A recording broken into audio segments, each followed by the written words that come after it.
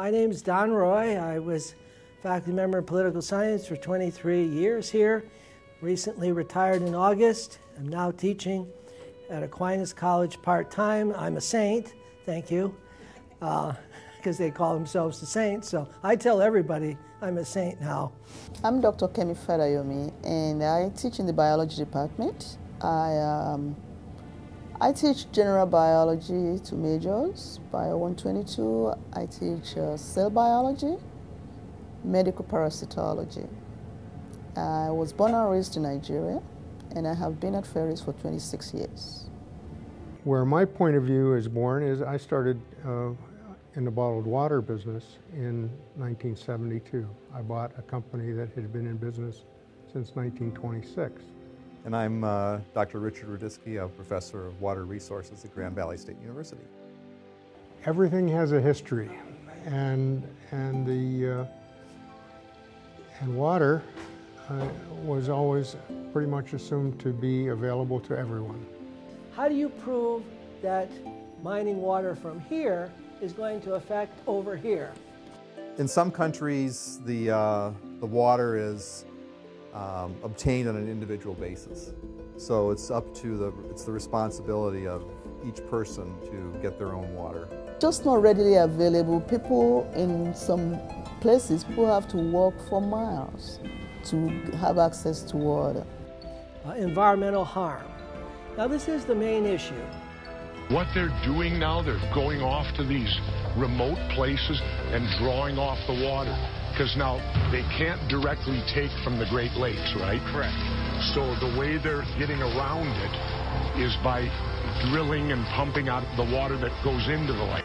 The same amount of water that was here when the Earth was created and the dinosaurs were roaming is still, and we're probably drinking the water that the dinosaurs once drank. So many of the agricultural areas on this side of the state use the big irrigation setups to intensify their farming. But most of that water ends up going up and going back down into the same aquifer. The same amount of water is on the Earth, but we can't change the same amount of water that's on the local place. And we can pump all the water out of the ground so nobody can get any more. So 6 quadrillion gallons spread out over 94,000 square miles. They hold enough to cover the continental U.S. in about 10 feet of water. Now that there are a lot more people around, there's a lot less water available in the places that we want to live. We really looked at pro and anti sides of the argument because we wanted to get both sides and show them how both could be logical and not like portray one side as like the bad guy and one side as the good guy. And what we proved in court was that they were reducing the levels and the flows in 2 lakes, 3 wetlands, and 1 stream. We kind of we interviewed experts on the topics. There was political organizers, businessmen who owned water bottle companies. There was professors. just like most processes, the water in the ground is recharged by rainwater. So if you take out more water than is being recharged, then you will have an impact on the local resources. Well, water in Nigeria, just like any other place, it's a resource that is very well sought after. You need water for just about everything. It is the, from a biologist's point of view, is the most abundant substance in the living body. My opinion about water privatization is definitely more narrow than what we were introduced to. We were introduced to both the positive side of water privatization and at the same time the local and global effects that water privatization could have, and that there's an increasing need for clean water around the world. Our concerns about water aren't as desperate as they are in developing countries. The water becomes polluted, so it's very easy for people to get infected from using this body of water. As time went by, of course, we found that there was a lot of water under the ground, and that became also something that went with the land. What they're doing is they're mining and bottling groundwater, spring water rather, sorry. This is the ground, and this is the soil, and this is the aquifer.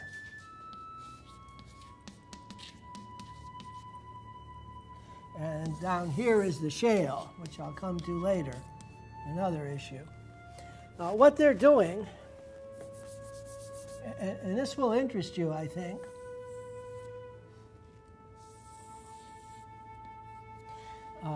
to call something spring water, you have to be accessing the water as it's springing to the surface, where the water table comes up to the surface.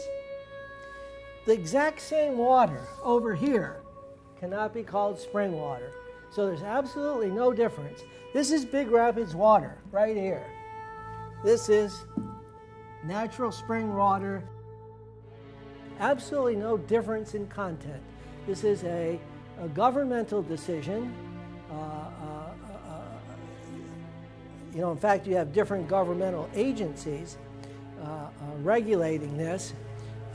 But clearly, spring water is a premium water in terms of marketing and selling it. As a passionate person, maybe a little too empathic, I really didn't like what some of our speakers had to say about how people are struggling to get clean water sources just to survive, and how some companies have an effect on that.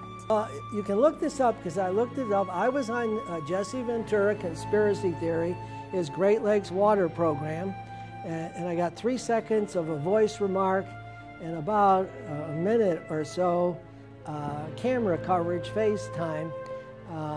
You can look that up.